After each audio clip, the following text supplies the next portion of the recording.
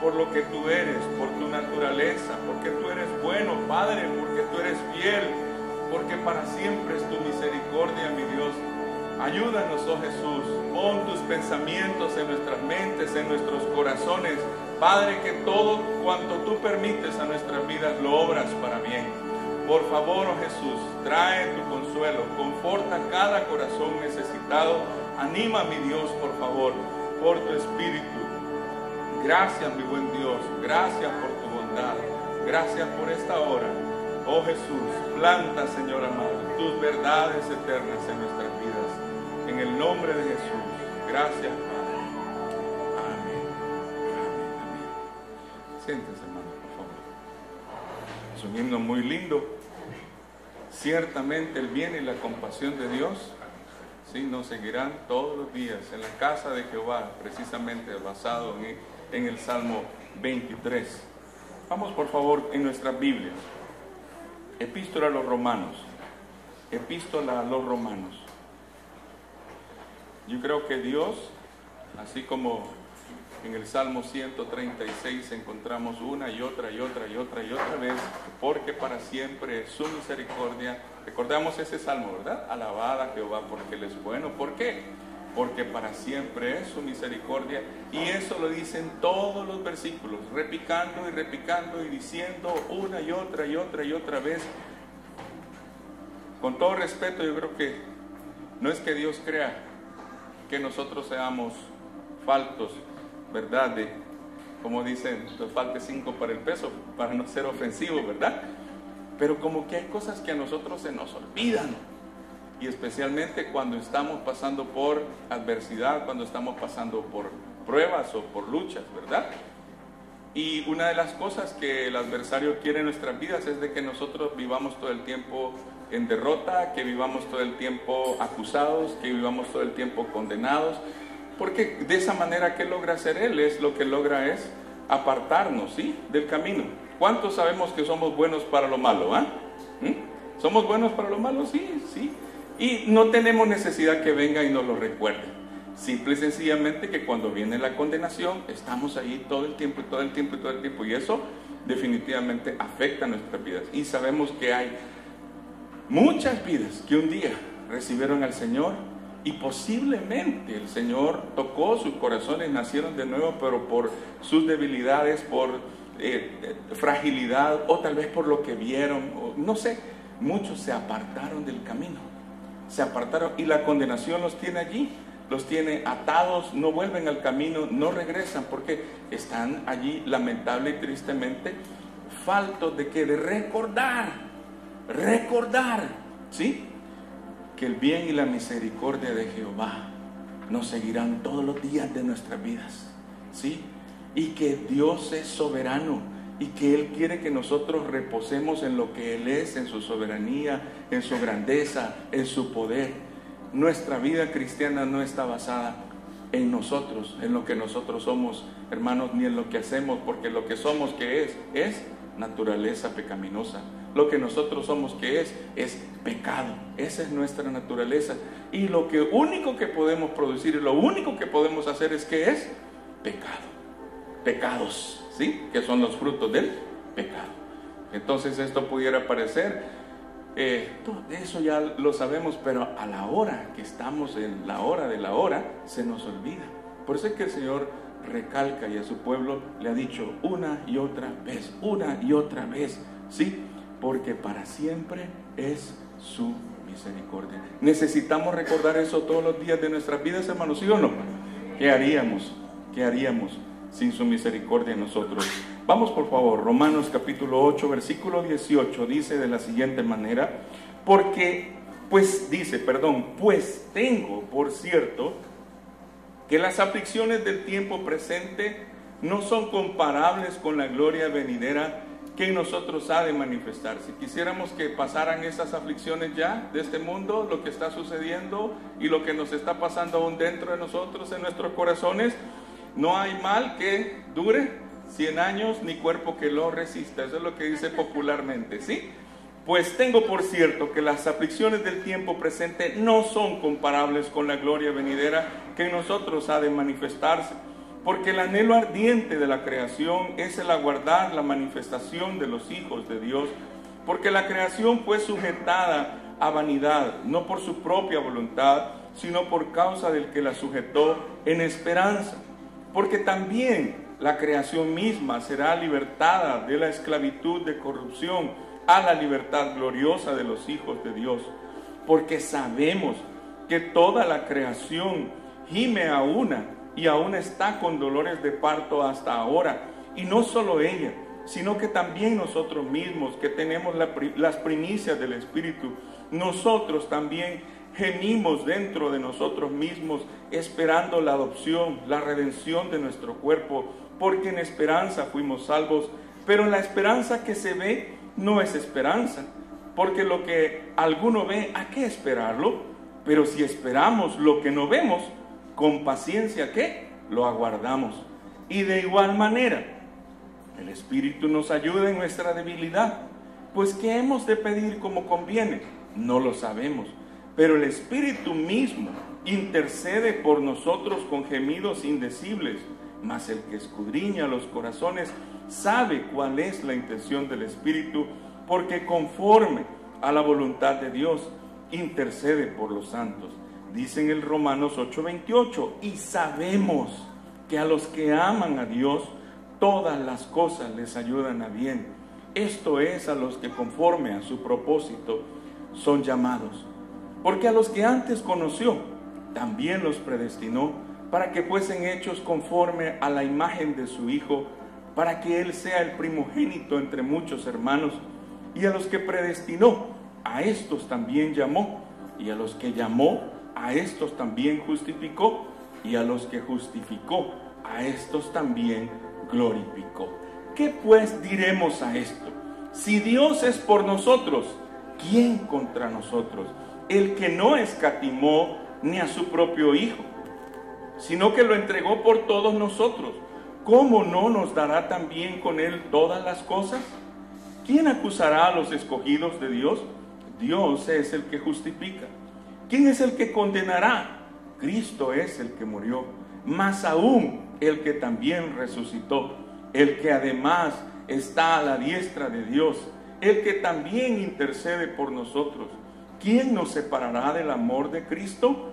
¿Tribulación, o angustia, o persecución, o hambre, o desnudez, o peligro, o espada? Como está escrito, por causa de ti somos muertos todo el tiempo, somos contados como oveja de matadero.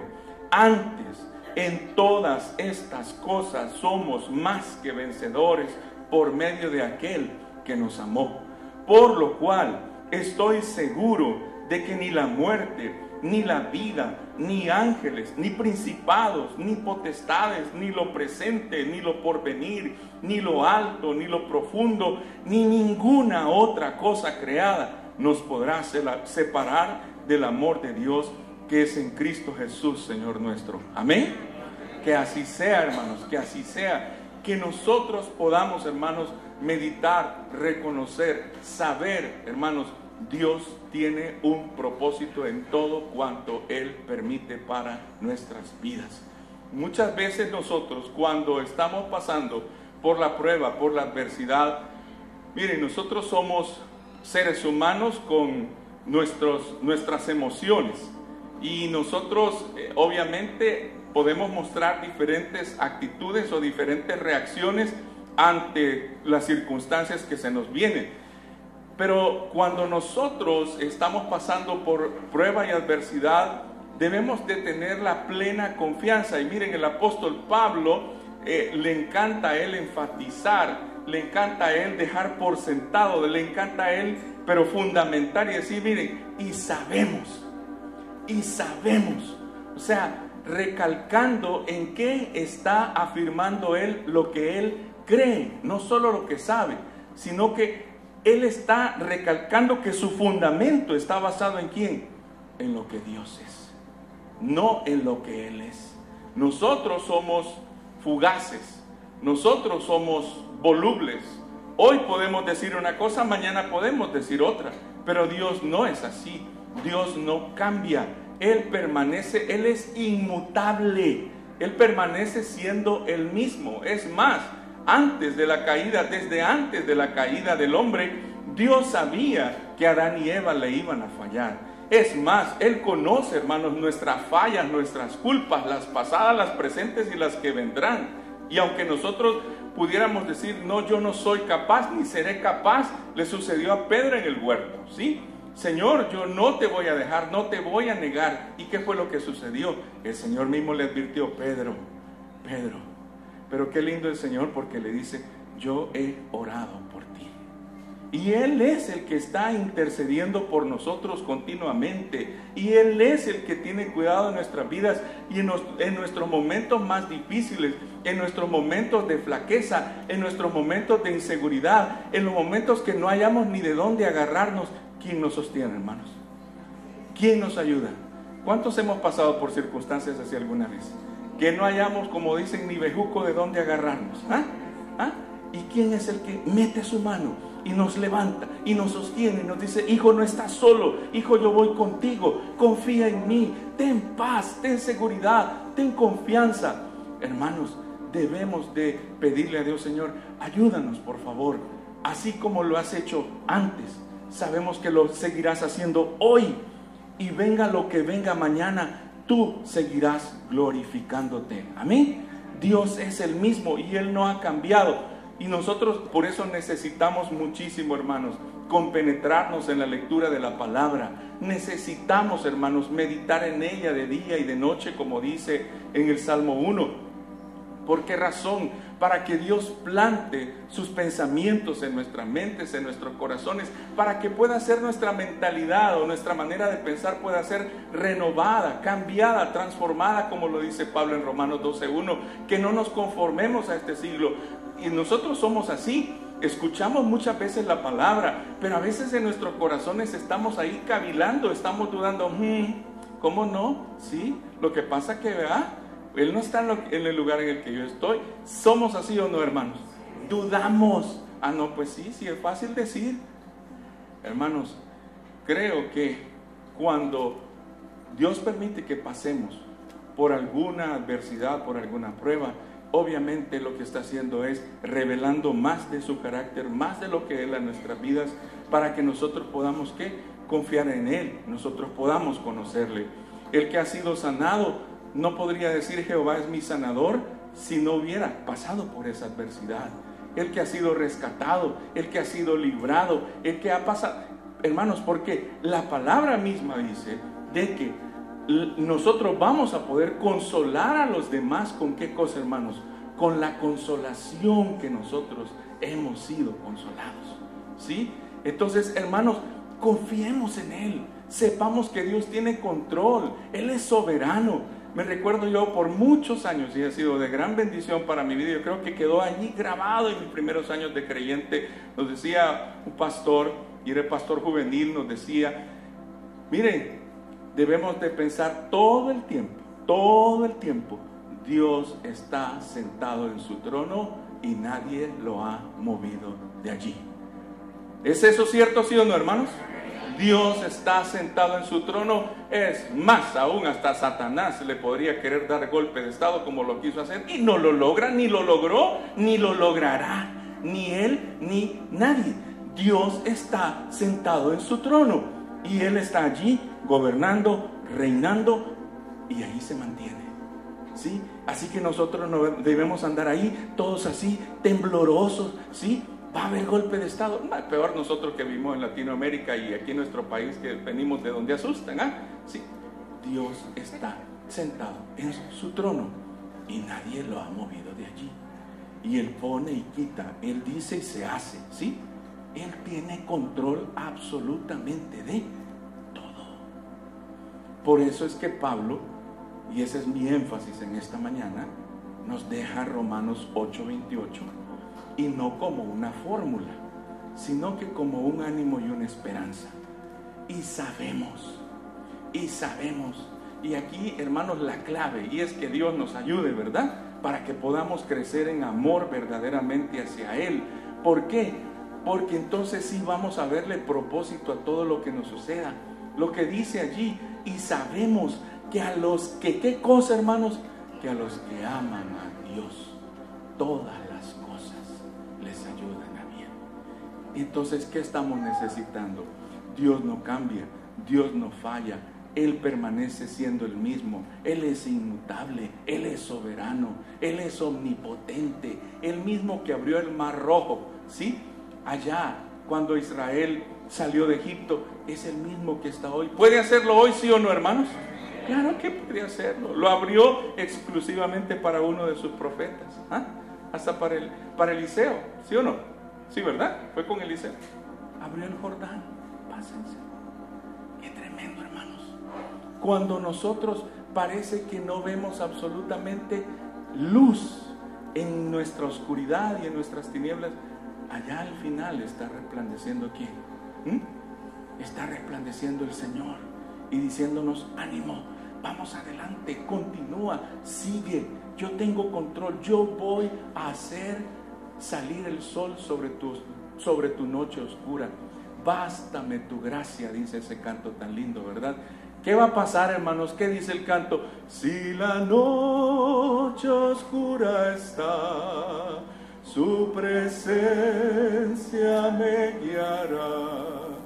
Bástame tu gracia, Señor. Si la noche oscura, hermanos, no hay noche que sea demasiado oscura que no tenga un amanecer. No hay noche que sea y mientras más oscuro, ¿qué pasa, hermanos, cuando empieza a salir la luz? Cuando empieza a levantarse el sol resplandeciente de la mañana, ¿ah? Es más precioso. Y uno, como dicen, queda como que es gato luceado, ¿ah? Y aquello, perplejos. ¿Usted se ha puesto alguna vez a ver un amanecer así? Y no necesariamente hay que estar en la playa o algo así, depende de donde uno esté en la ciudad, y uno alcanza a ver cómo va aquello saliendo, cómo comienza aquello así, como amarillito allá al fondo. De repente los rayos se van poniendo más fuertes y atraviesan las nubes y aquello es rosado, ¿verdad? Pero un rosa bien especial, bien precioso, y se vuelve como que fuera, y no estoy hablando como salvadoreño, sino que como que fuera fuego, aquello precioso. Y de repente aparece el astro precioso que Dios nos ha dado para que ilumine y resplandezca, hermanos, en nuestras vidas. Hermanos, sabemos, metámoslo aquí, hermanos, solo en nuestra mente, en nuestro corazón, entre ceja y ceja, y digámosle al Señor: Señor, por favor, pon un amor de ti en mi corazón para contigo, y que yo pueda verme verdaderamente amado porque tú me has amado, y que yo no pueda dudar jamás que me has amado. No es solamente Juan 3:16, no es una fórmula, ¿sí? Porque de tal manera amó Dios al mundo, de tal manera, hermanos, de tal manera, es algo que no podemos, ¿qué?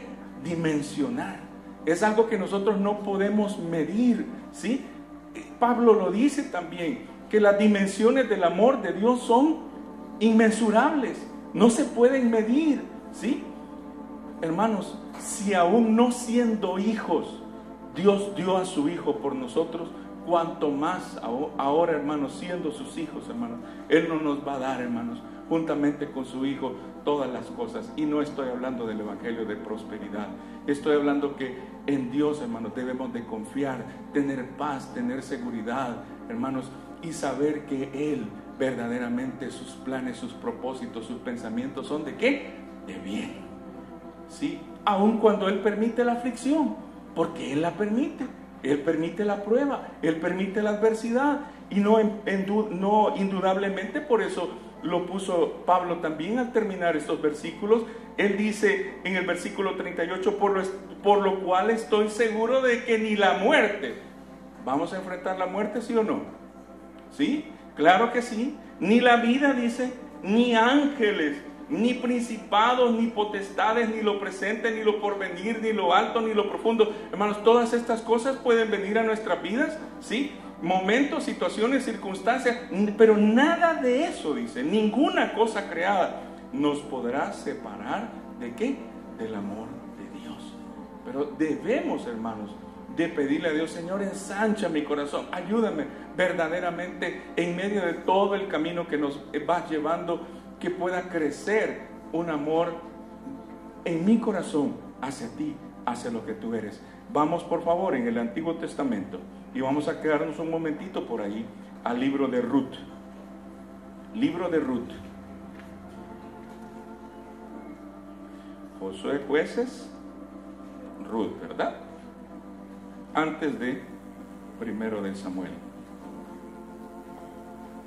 Cuando nosotros pensamos en la historia de la vida de Ruth, y especialmente de su suegra, de Noemí, ¿en qué pensamos, hermanos? ¿En qué pensamos? ¿Qué se nos viene a la mente? Ay, hermano, tanta desgracia que la pobre Noemí, ¿verdad que sí? Tanta prueba, tanta cosa, ¿verdad? ¿Y saben por qué está puesto eso ahí? Para darnos ánimo a nosotros, para decirnos: hijos, el creyente ha pasado por adversidad, ¿sí? Pero yo tengo un fin glorioso para mis hijos. Lo vemos también, y eso no es una verdad solamente en Ruth, eso lo vemos también en el libro de Job, libro completo, hermano, dedicado para que nosotros podamos aprender a tener esa confianza, esa certeza, esa seguridad. Del libro de Job, y lo digo nada más para un recordatorio, del libro de Job, es el libro más antiguo de la Biblia, ¿sí? O sea, no es que fue escrito primero Pentateuco, no, fue escrito primero Job, ¿sí? Y eso ya se sabe por la tradición. Era el único libro que tenía el pueblo de Dios disponible cuando hizo el viaje por el desierto. ¿Por qué creen ustedes de que Dios permitió que fuera Job el primer libro que fuera registrado, que fuera escrito? Para advertir a su pueblo: miren, hubo un hombre en tierra de Uz, el cual era como justo, recto, y empieza a dar todas las credenciales de Job. ¿Y saben qué le sucedió? Le llegó la prueba. ¿Cuántos tenemos aquí el testimonio de Job? Esas credenciales: justo, recto, que no había otro como él. Estamos, hermanos, a años luz, ¿sí? Estamos a años luz. Y entonces, ¿qué somos nosotros para que no pasemos por pruebas? Si las pruebas lo que están haciendo es que Dios las está permitiendo, ¿para qué? Entre otras cosas, ya en el aspecto personal, para pulirnos, hermanos, para pulirnos, para formar el carácter de su Hijo en nosotros. Y cuando vemos a Ruth, vemos en Ruth las decisiones que podemos tomar, y que muchas veces, en el caso de Ruth, ella tomó la decisión correcta, pero Noemí y su esposo, juntamente con su familia, toman una decisión porque estaban pasando por necesidad. Nosotros en nuestro país vivimos en un contexto de esta manera, que vemos por diferentes situaciones, por cuestión económica, de violencia y todo, cuántos de nuestros compatriotas no han agarrado camino, y especialmente para el norte. ¿A través de cuántos años? Allá pienso, creo que de donde yo tengo memoria, porque soy del 60 para acá, ¿sí? 64 para ser exacto, ¿sí? No voy a pensar, hermano, desde lo que yo tengo memoria, por los años 70, era contada la gente que se iba para los Estados Unidos. Era más fácil y la gente gozaba de más beneficios. Pero de allí para acá, cantidad de nuestros compatriotas que se han ido. Gracias a Dios por los que han llegado. Gracias a Dios porque el Señor en su misericordia muchos los ha bendecido, yo creo que a la mayoría, pero no todos. Lamentablemente, bueno, una tía abuela nuestra iba para Estados Unidos, pero se quedó en México y allí se quedó viviendo para toda su vida. Ahí halló a su esposo, ahí hizo su familia, ahí se quedó. Y hay muchos que así les ha sucedido, se han quedado allí en México. Pero qué triste que otros han quedado, ¿qué, hermanos? Postrados en el desierto, pensando que con el cambio geográfico iba a haber una mejoría en sus vidas. Hermanos, que el Señor tenga misericordia. Y oremos, hermanos, por toda esa gente que ha tomado esas decisiones. Incluso lo más aflictivo es, como dicen, cuando van en el camino. ¿Cuánta gente ha salido? ¿Cuánta gente ha tomado esas decisiones? Noemí tomó la decisión con su esposo. ¿Y saben qué? Cuando nosotros leemos en el capítulo 1 de Ruth, lo que estamos viendo es que debido a la decisión que ellos tomaron, lamentablemente sus vidas fue en un descenso, y en un descenso, y en un descenso, porque el Señor en su soberanía estaba tratando con ellos, ¿sí? Y trató con ellos. Y dice en el capítulo 1, aconteció en los días que gobernaban los jueces, dicho sea de paso, la historia de Ruth se da en el contexto del libro de los jueces. Y en el libro de los jueces, una de las cosas que se repite, una de las ideas que se repite, es que era un tiempo en el que cada quien hacía lo que mejor le parecía, porque no había rey en Israel. Y debido a que no había rey en Israel, lamentablemente ellos lo que hacían era que se apartaban de Dios continuamente. Dios estaba tratando con ellos, permitía el hambre, permitía la aflicción, permitía la prueba, sí, pero ellos clamaban a Dios y Dios les levantaba libertadores, y así era el tiempo. Pero en aquellos días, insiste en decir, no había rey en Israel. Y en ese contexto cada uno hacía lo que mejor le parecía. Y esto fue lo que sucedió en la vida de Noemí. Y un varón de Belén, adelante de que gobernaban los jueces, que hubo hambre en la tierra. Y un varón de Belén de Judá fue a morar en los campos de Moab, él y su mujer y 2 hijos suyos. El nombre de aquel varón era Elimelech, y el de su mujer Noemí. Y los nombres de sus hijos eran Malón y Kelión, efrateos de Belén de Judá. Llegaron pues a los campos de Moab y se quedaron allí. Y murió Elimelech, marido de Noemí, y ella quedó con sus 2 hijos, los cuales tomaron para sí mujeres moabitas. Vamos viendo lo que va sucediendo. Miren, ellos por el hambre, vamos a Moab. Y en Moab dijeron, bueno, establezcámonos aquí, porque dice que se quedaron a vivir allí, se quedaron morando allí. Pero estando allí, lo que sucedió, sí es cierto, quitaron el hambre de su vientre.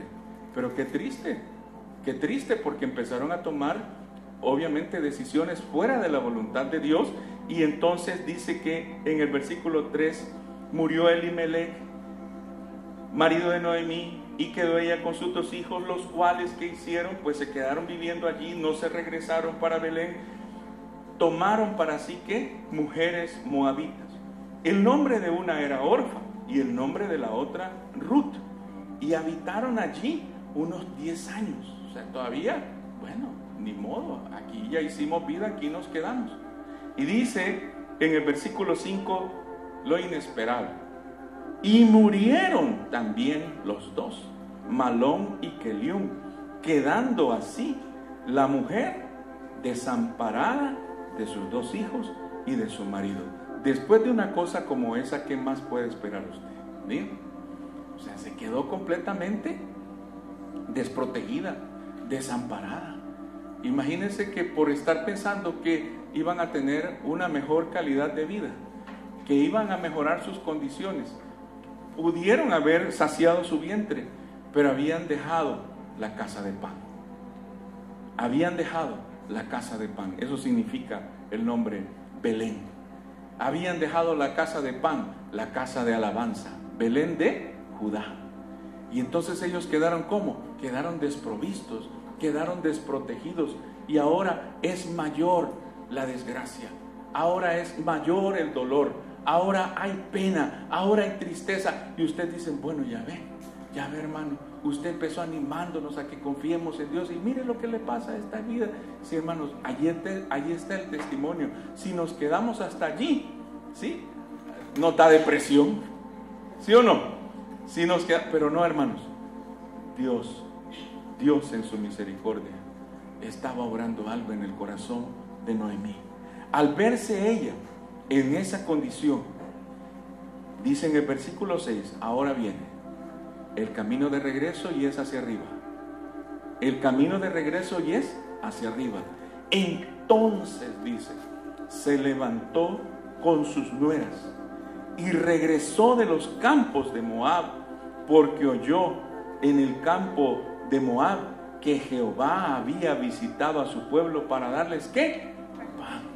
Entonces dice, ya se acabó la razón por la cual yo había venido aquí con mi esposo, con mis hijos. Ya no hay más propósito en esto.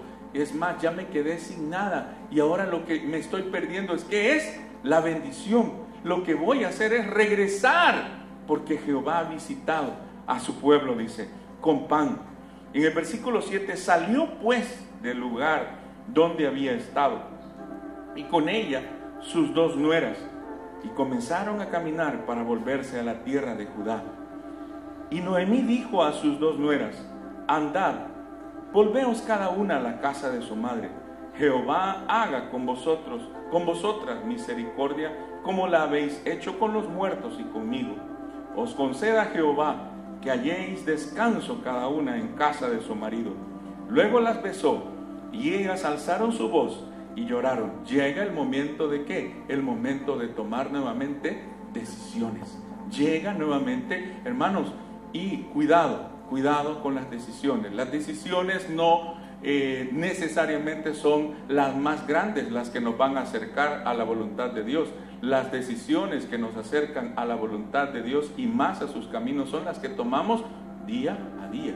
Las grandes son consecuencia de las que tomamos de las pequeñitas de todos los días. Eso así es. Si nosotros día con día tomamos decisiones por Dios, Él va dándonos la gracia. Pero si de la noche a la mañana yo quiero decir que una decisión grande, yo voy a tomar la decisión por la gracia de Dios, no va a ser así. Ahí solo que Él obre un milagro en su soberanía, pero yo necesito día con día decirle al Señor, Señor, yo quiero caminar contigo y agarrarme de tu mano día a día, momento a momento, en todo cuanto hago, en todo cuanto pienso, en todo cuanto digo. Y dice, ellos están ahí llorando en el momento de separación, y dice en el versículo 10, y le dijeron, ciertamente nosotras iremos contigo a tu pueblo. Ellas se dan cuenta que aquella mujer se ha quedado sola, aquella mujer se ha quedado desamparada, aquella mujer se ha quedado en la desgracia. Dice en el versículo 11, y Noemí respondió, volveos, hijas mías, ¿para qué habéis de ir conmigo? ¿Tengo yo más hijos en el vientre que puedan ser vuestros maridos? Volveos, hijas, e idos, porque yo ya soy vieja para tener marido. Y aunque dijese, esperanza tengo, y esta noche estuviese con marido, y aún diese a luz hijos, ¿habíais vosotras de esperarlos hasta que fuesen grandes? ¿Habíais de quedaros sin casar por amor a ellos?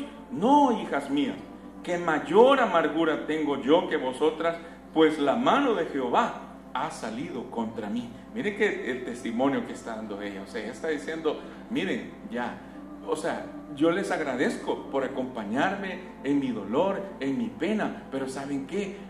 Ya suficiente es solo con lo que a mí me está sucediendo como para que ustedes se queden solas. El contexto de esto, hermanos, es el hecho de que en ese entonces el pueblo de Israel tenía por mandato una ley que se llamaba la ley del cuñado o la ley del levirato. ¿Y eso qué era? Que cuando fallecían hijos, ¿sí? o fallecían personas sin dejar herederos, la viuda se tenía que casar con el pariente más cercano para que el fallecido siguiera preservando su nombre. ¿Por qué? Porque era su herencia dentro del pueblo de Israel la que se tenía. Ese es el contexto del libro de Ruth. Por eso es que ellos van a buscar a un pariente cercano, que en este caso, gracias a Dios que fue Booz y no fulano, porque fulano le llama en el capítulo 4, no fulano, fulano ni siquiera era digno ni merecía que su nombre apareciera en la Biblia, pero Booz se convirtió en el Goel, en hebreo es así el nombre, Goel, en el pariente redentor, ¿sí? Pero ella dice, mire, ahorita, esperanza de que haya un hijo mío y que ustedes se puedan volver a casar para levantarle descendencia a sus maridos ya fallecidos, no va a haber, no va a haber, olvídense de eso, regrésense. Y ellas, dice, en el versículo 14, alzaron otra vez su voz y lloraron. Y allí pues, miren, cada quien, ahora sí, definido, en el versículo 14, y Orfa besó a su suegra. Tiene razón, suegra, la verdad, mejor me regreso, ¿sí? Con todo y llorar, con todo y que la amaba, pero esa es la de las emociones, ¿sí? Y hasta ahí llegó y se regresó. Pero mire, más Ruth dice, se quedó con ella.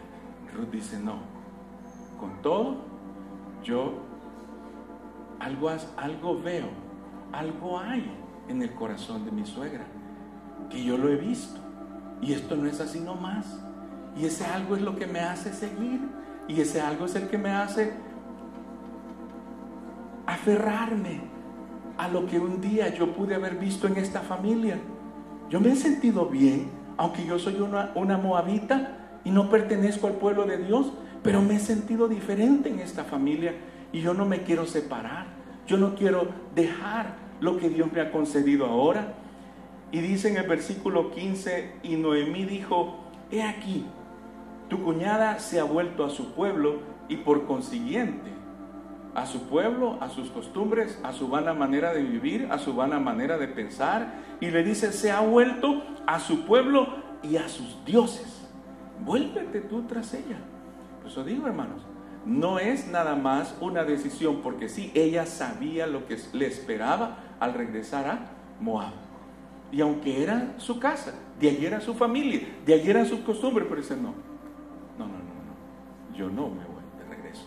Y dice en el versículo 16, respondió Ruth, y esto, hermanos, es una declaración tan preciosa, tan sublime. Hermanos, yo no sé, yo quisiera que verdaderamente esa fuera una decisión aquí, segura, con convicción en nuestros corazones, y yo creo que esto fue lo que la hizo a Ruth, en el paso que ella está dando, irse definiendo. Ruth es aquella que es una figura de las mujeres en la Biblia que nos dan las cualidades y las virtudes para llegar a ser ¿qué? La esposa. Y no solo la esposa, sino que aquellas vidas que fueron usadas por Dios para dar a luz ¿qué? La vida del Hijo. ¿Por qué? Porque ella al final la vemos como una de las abuelas de David, ¿sí? Y la vemos a ella también como alguien que permitió que Dios obrara, la transformara, la cambiara. Hermanos, de ella, yo por cuestión de tiempo obviamente no podemos leer todo el libro, pero se los dejo de deber, ¿sí? Va a ver cuánta cosa a partir de esta decisión Dios fue obrando y cambiando en el corazón de Ruth. Sería que Ruth pensaba que al regresar, que al ir a Israel, no, allí voy a hallar, como dice, mi compostura. Allí va a haber algo bueno para mí. No, ella no, miren, ella no estaba viendo con los ojos naturales, ella estaba viendo con los ojos espirituales. Y ella no tenía idea a lo que iba. ¿Sabe qué? Lo único que ella hizo fue disponer su corazón. Disponer su corazón. Y dice en el versículo 16, respondió Ruth, no me ruegues que te deje y me aparte de ti, porque a donde quiera que tú fueres, iré yo, y donde quiera que vivieres, viviré. Tu pueblo será mi pueblo, y tu Dios, mi Dios. Donde tú murieres, moriré yo, y allí seré sepultada. Así me haga Jehová, y aún me añada, que solo la muerte hará separación entre nosotras dos. Es una así, hermanos, con convicción, con seguridad, con confianza. No hay doblez de ánimo, no hay, el problema es cuando nosotros somos de doble ánimo. En la emoción decimos sí, y después mejor no, ¿sí? Por eso es que muchas veces en las reuniones colectivas se dice, ¿todos están de acuerdo? Todos, sí.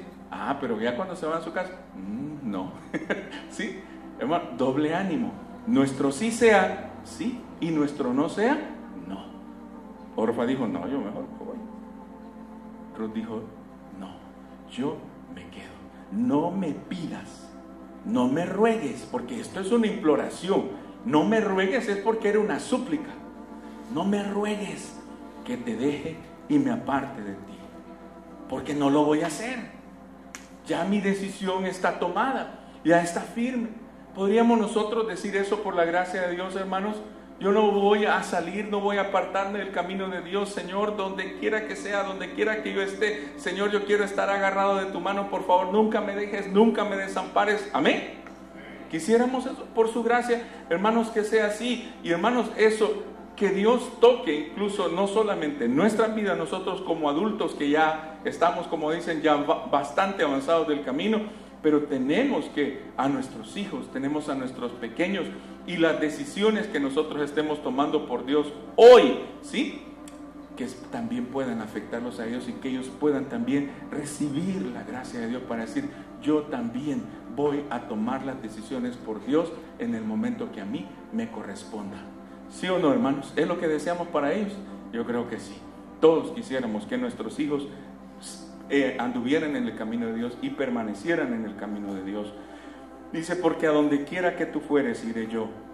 Y luego dice, en el versículo 18, y viendo Noemí que estaba tan resuelta a ir con ella, no dijo más. Bueno, aquí ya estuvo. Ella está tomando una decisión y quiere decir de que no, ya no la voy a convencer, ella no se va a apartar.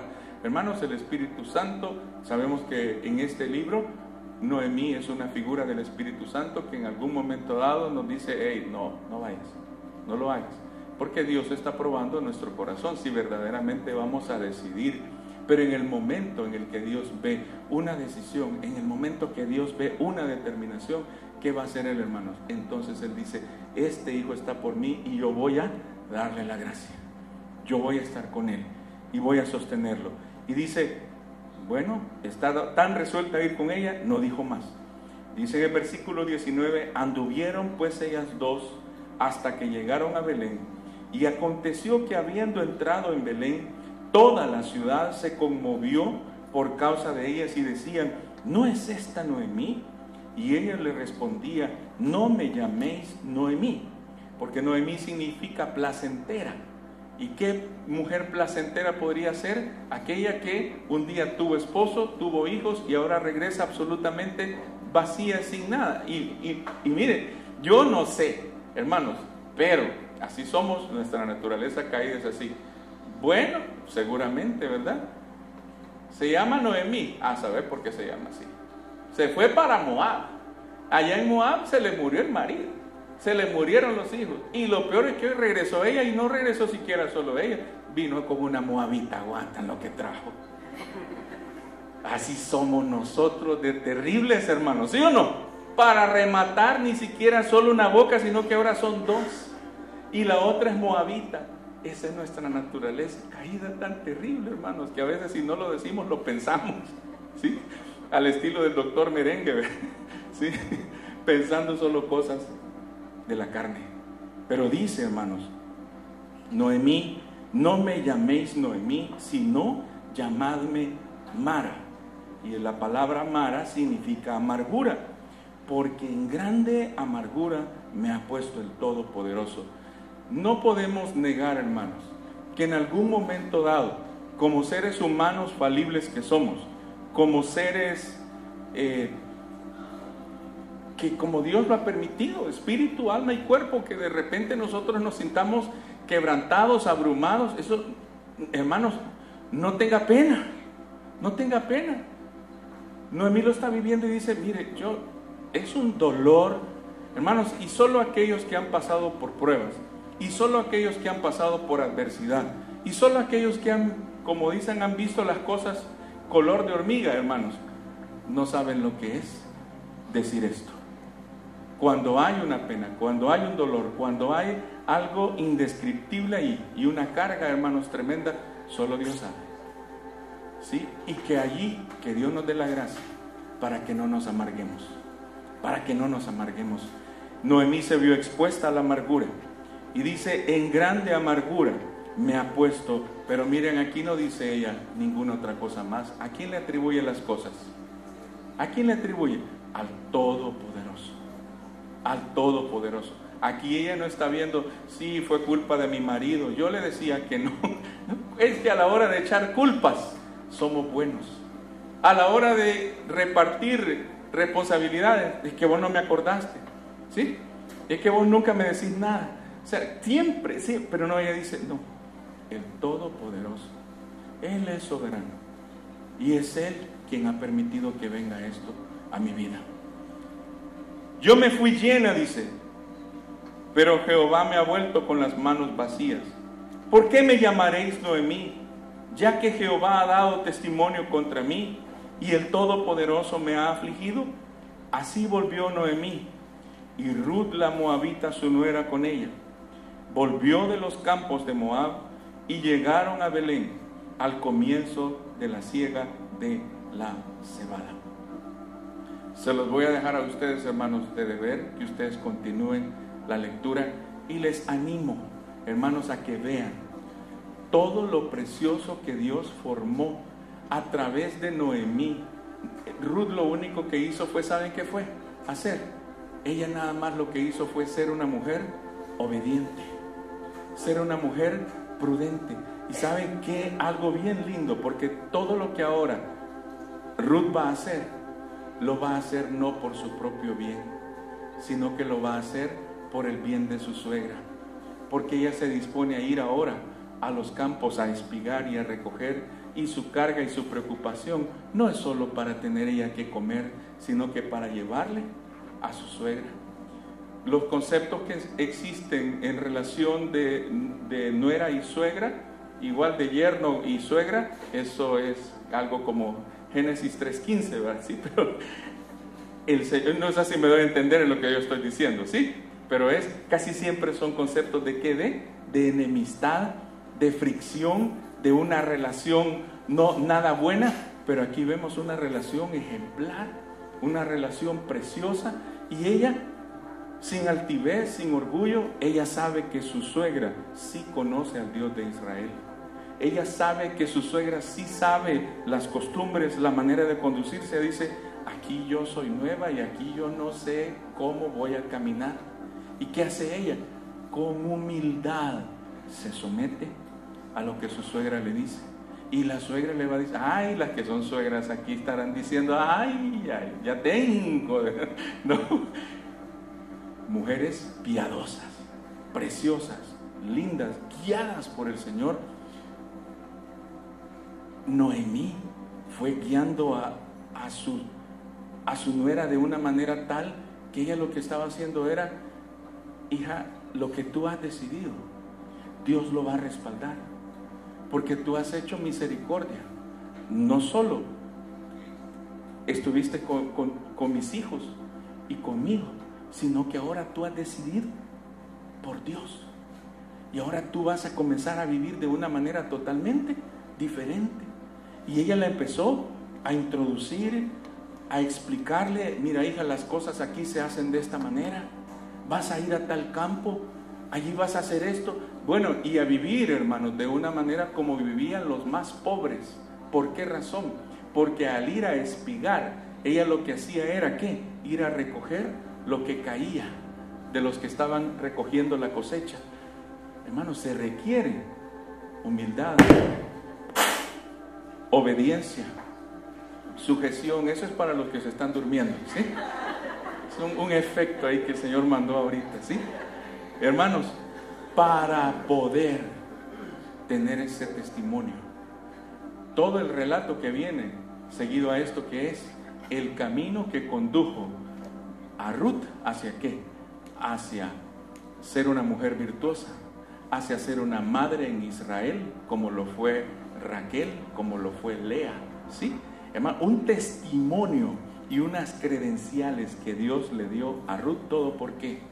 Por su decisión, su convicción, su seguridad, su firmeza, ese carácter tan lindo que el Señor comenzó a formar. Hermanos, ¿queremos ganar ese carácter en Dios? ¿Sí? ¿Sí?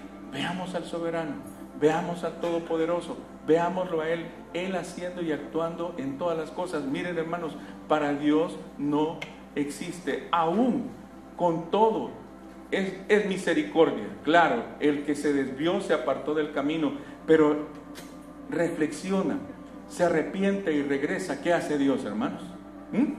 ¿Qué hace Dios? Lo hace lo mismo que hizo con el hijo pródigo. Lo restaura. Y lo restaura, y aún todavía, hermanos, cuando se habla de restauración, Dios no deja las cosas en el lugar en que estaban, sino que a un lugar todavía, ¿qué? Más alto en Dios. Yo quisiera terminar esta mañana. Hermano Samuel hace unas semanas compartió una lectura que yo esperaría que pudiésemos haber leído todos, pero es un testimonio muy lindo de una familia misionera que en su momento tomaron decisiones y que aparentemente las cosas les fueron mal. ¿Quiénes lo leyeron? A ver, ¿alguien lo leyó? Ok, ahí está. Hermanos, tómense un tiempito. Cuando envíe especialmente el pastor estas lecturas, detengámonos y leámoslo. ¿Por qué? Porque algo precioso de Dios hay allí, ¿sí? Y yo ese libro lo leí hace muchos años. El libro se llama En busca de mis raíces, así se llama el libro. Y es un testimonio tan precioso que yo quisiera con esto terminar leyendo esto, ¿sí? Y espero, hermanos, que por favor le presten atención. Dice: en el año 1921, David Flood, su joven esposa Svea y su pequeño hijo de 2 años dejaron Suecia rumbo al interior de África. Viajaban con otra joven pareja misionera. Estas dos parejas habían sido miembros muy activos. Cantaban en el coro de la iglesia. Svea tocaba el violín y era solista. Habían comprometido sus vidas a llevar el evangelio a las tribus perdidas de África. Estaban llenos de entusiasmo y optimismo al punto que cruzaron las montañas del Congo a golpe de machete para comenzar su ministerio en un lugar todavía indeterminado para ellos. Para su sorpresa, aldea tras aldea se rehusaba a darles entrada, convencidos de que la presencia de aquellos blancos enojaría a los dioses y les traería grandes problemas. Días de llevar sus pertenencias, hambrientos, débiles, oraban para que la siguiente aldea del otro lado de la montaña les permitiera desarrollar sus ministerios. Pero el jefe de la siguiente aldea aún fue más hostil que todos los anteriores juntos. Les pidió que se marcharan. En su biografía se lee: lucharon para llevar sus pertenencias hasta la cima, y al establecer las tiendas de campaña sabían que estarían demasiado cansados para levantar campamento otra vez. Decidieron entonces limpiar el terreno y construir una choza de barro, haciendo lo mejor que podían para soportar la hostilidad de los aldeanos. Durante las siguientes semanas de agonía, que se convirtieron en meses, David y Svea Flood lucharon con la lengua suajili, y junto a los Erickson trataron en todo lo que podían acercarse al jefe de la tribu, quien endureció aún más su posición. Los aldeanos tenían prohibido aún de visitar a los misioneros. Solo a un pequeño niño se le permitía ir y venderles pollos y huevos. David estaba sorprendido de la insistencia de su esposa de que aún no fueran capaces de entrar a la aldea ni de alcanzar a África para Cristo. Ella aún podía ganar a este niño para el evangelio. Así que cada vez que el niño les visitaba, ella le demostraba amor y atención, hasta que los otros misioneros vieron cómo un día ella se arrodilló con el niño y le guió en una oración de arrepentimiento. El niño tuvo que guardar como un secreto su decisión, porque probablemente no le dejarían volver a visitarles. Para los otros, esta misión fue un fracaso. Un día, los Erickson decidieron dejar a los Flood y volver a la estación misionera que estaba a cientos de kilómetros atrás. Más tarde, Esbea anunció que estaba esperando su segundo niño. Estaba débil y David temía lo peor. Ya era tarde para viajar a través de la jungla del Congo belga. El niño tendría que nacer en la choza, en la montaña. El niño cristiano llevó esas noticias a la aldea y sorprendentemente el jefe permitió que una partera de la tribu colaborara. Cuando el bebé ya estaba en fecha, Esbea Flood se contagió de malaria. Cuando la matrona de la tribu llegó, Esbea gemía de fiebre. Su niña nació y Esbea susurró que se llamaría Aina, un clásico nombre sueco para las niñas. 17 días después, Esbea falleció. Desesperado y lleno de una amarga rabia, David enterró a su esposa de 27 años. ¿Cómo cuidaría a su pequeño de 2 años y a un bebé sin ayuda? Contrató a un hombre de la aldea y llevó a sus hijos a la estación misionera. Para él había terminado su ministerio, el evangelio y su relación con Dios. Hasta donde él sabía, Dios le había quitado la vida a su esposa y su ministerio no era más que una trágica pérdida. El problema era que, al volver a Suecia, nadie podría cuidar de su pequeña bebé. Los Erickson no habían podido tener hijos y David les ofreció la oportunidad de adoptar a Aina. Accedieron gustosos. Ahora David podía volver con su hijo, abandonar esa estación misionera para nunca más volver. De hecho, al dejar el lugar, nunca volvió su rostro atrás. Antes de que la niña Aina tuviera 1 año, Joel y Berta Erickson fueron envenenados por nativos y con un día de diferencia ambos murieron. Aina se quedaba otra vez sin padres. Fue reclamada por otra pareja de misioneros que ya tenía su propia hija. ¿Cómo ven la historia, hermanos, hasta ahorita? Es una historia llena de mucho dolor, de mucha pena, mucho sufrimiento. Y esto era una decisión porque aparentemente cualquiera, como David Flood lo estaba tomando, era la peor decisión que había tomado en su vida, ¿sí? Haberse ido al Congo, ¿sí? Para que su esposa muriera allá, quedara sus hijos sin madre, y él no tiene quien va a ayudarle. Da a su hija Aina, se las da a esta otra pareja de misioneros, a los Erickson, y los Erickson mueren envenenados. Y ahora Aina se queda sin padre, sin madre. Qué trágico, ¿no? Qué trágico. Y dice, cuando tenía 3 años de edad, Aina y sus padres adoptivos dejaron África y se establecieron en la ciudad de Minneapolis, estado de Minnesota, Estados Unidos.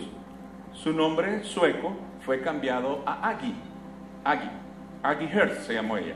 Aina escribiría luego que aún siendo niña, ella sabía que era diferente. Fue conocida como la hija de la misionera que murió en la montaña, rescatada por misioneros que fueron envenenados, y realmente, como dice el título de su biografía, ser una niña sin país. Con el tiempo, Aina asistió al colegio bíblico North Central, donde conoció a un joven prometedor, Dewey Hurst, que entraba al ministerio. Pasaron los años. Aina no tenía ninguna información de su padre, sabía poco de su pasado, sabía el nombre de sus padres y de Suecia, pero poco más. No tenía tiempo de pensar en él. Con un esposo y una familia ocupada en el ministerio. Su esposo había sido nombrado presidente de un colegio bíblico en otro estado. Un día, en forma inesperada, una revista sueca apareció en su buzón. No tenía idea quién la enviaba y por supuesto no entendía el contenido. Pero al pasar las páginas, una fotografía acaparó su atención. La foto de una pequeña cruz blanca enterrada con el nombre de Svea Flo. Saltó al automóvil buscando a un profesor sueco del colegio bíblico. 2 misioneros caminando por la selva llegaron a una aldea en el Congo belga y tomaron esa foto. Averiguando en la aldea, les contaron la historia que reproducían en el artículo. También contaban, atención, también contaban que luego que los misioneros se fueron, el niño cristiano solicitó permiso al jefe de la tribu para comenzar una escuela. Gradualmente, este ahora joven muchacho fue maestro y líder. Enseñó el evangelio a todos sus estudiantes y luego sus padres y aún el jefe aceptaron a Cristo. Ahora, esa aldea tenía 600 creyentes y una iglesia muy activa. Todo gracias al sacrificio y las lágrimas de David y primeramente de Svea. Aína no lo podía creer. Comenzó a llorar y agradecer a Dios por dejarle saber la verdad sobre sus padres y su sacrificio. Para el 25 aniversario de su boda, el colegio bíblico les dio al matrimonio Hearst un boleto para visitar Suecia, donde Aína, entre otras cosas, podría buscar a su padre. No fue difícil. David Flood se había casado. Tenía 4 niños, pero su segunda esposa también había fallecido. Ese anciano era ahora un alcohólico, agnóstico, y maldecía a cualquiera que le mencionara a Dios. Luego de una emotiva reunión con sus medio hermanos y hermana, Aína quiso ver a su padre. Sus hermanos no estaban muy contentos de esa idea. Se había convertido en un hombre amargado. Tampoco ellos lo veían mucho. Y sobre todo, odiaba a Dios. Le advirtieron: si lo ves, no le hables de cosas espirituales. Cuando escucha el nombre de Dios, estalla de furia. Aína estaba determinada a verlo. Al fin fue a su departamento. La puerta fue atendida por una señora de la limpieza. Dentro de su cuarto había botellas de licor en cada repisa de la ventana. La mesa estaba cubierta de más botellas y en un rincón apartado, escribió ella en su autobiografía, un viejo pequeño y arrugado tirado en una cama deshecha con su cabeza contra la pared. La diabetes y un derrame cerebral lo habían lisiado en ese cuarto desde hacía 3 años. La señora se acercó y le dijo suavemente: papá, Aína está acá. Él se dio vuelta hacia mí y tomé su mano. Papá, dije. Comencé a llorar. Aína, dijo, nunca quise dejarte. Está bien, papá, dije mientras tomaba sus manos. Dios cuidó de mí. Se puso rígido y comenzó y dejó de llorar. Dios nos olvidó a todos, escupió. Nuestras vidas están así gracias a Él.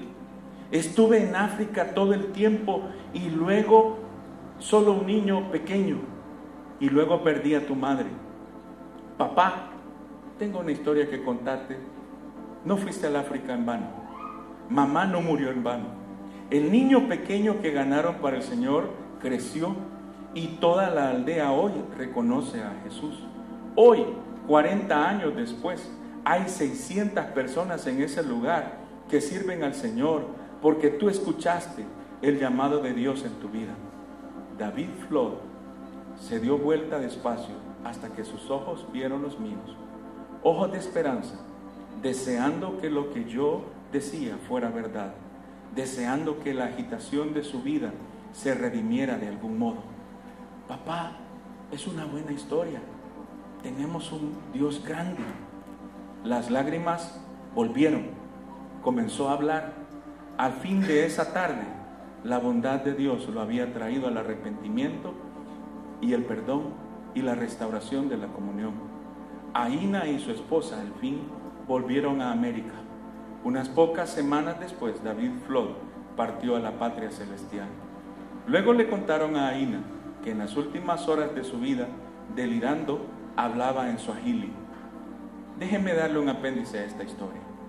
Pasaron los años y Aína y su esposo fueron a una conferencia evangelística, esta vez en Londres.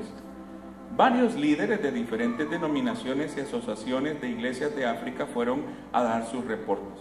Uno de ellos era de Zaire, superintendente de la Asociación de Iglesias Nacionales de ese país. Representaba a 100,000 creyentes bautizados.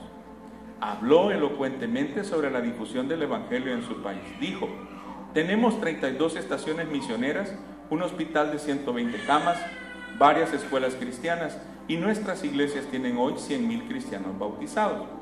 Luego Aína corrió hacia ese hombre y le hizo algunas preguntas, una en particular. Les dejo leer con él lo que ella misma dijo. Señor, ¿conoció usted a una joven pareja misionera llamados David y Esbea Flood? Ellos estaban en una estación misionera y lo único que sé es que estaban en la cima de una montaña. Sí, madame, contestó. Yo solía venderles pollos y huevos. Fue Esbea Flood la que me guió a Cristo. ¿Quién es usted?, le dice. Yo soy la hija de Esbea Flood. Yo nací en esa montaña. Las lágrimas rodaron por las mejillas de ese hombre. Me abrazó y en su estilo africano me sostuvo y comenzó a bailar, sollozando desde lo más profundo de su alma. Muchas veces me pregunté, decía llorando, ¿qué le sucedió a esa pequeña niña cuya madre murió por nosotros? Me dijo, debes volver a su lugar de nacimiento. Tu madre es la persona más famosa de nuestra iglesia. Ella accedió. Luego de meses de planeamiento, Aína y su esposo hicieron el largo viaje de vuelta a ese lugar tan especial. De hecho, llegaron al lugar donde su padre la dio en adopción a los Erickson. En este lugar, ella había vivido y jugado en el barro con sus amigos africanos, aprendiendo la lengua suajili. Visitó la tumba de sus padres adoptivos. Llegar a la aldea fue tan difícil como lo fue para sus padres, pero esta vez había cientos de personas esperándole en medio de un arco de flores. Aína escribe, el pastor de la aldea me guió a la cima del monte, toda la gente siguiéndonos. En la cima había un lugar llano bajo un bosquecillo de árboles. El pastor señaló con el dedo y dijo, este es el lugar donde tus padres hicieron la choza donde naciste. Luego volteó y señaló sin decir palabra a una tumba rodeada de cemento, una palmera cerca y debajo todo el valle, una cruz blanca que rezaba Esbea Flood. Aína escribe, y ahora conozco la cosecha de la semilla que ella sembró. El pastor abrió su Biblia rodeado de cientos de creyentes y leyó una simple línea de los Salmos, Salmo 126:5. Los que sembraron con lágrimas, con regocijo segarán. David y Esbea Flood. Dios sabe, hermanos, lo que es llorar. Dios sabe lo que significa sufrir pérdidas. Dios sabe lo que significa sembrar semilla que parece que no dará fruto. Pero Dios sabe el fin. Él sabe el fin de la historia. Que las lágrimas de dolor y la pérdida y la frustración y el dolor y la pena pronto serán borradas, reemplazadas por un gozo indescriptible. Amén. Pónganse de pie, por favor, hermanos. Y espero, hermanos, esa es la historia, parte de la historia de Noemí y Ruth, parte de la historia de la familia Flood, de Aína. Hermanos, Dios tiene control. Él es soberano. Él es todopoderoso. Jóvenes, por favor, confíen en Él y Él hará.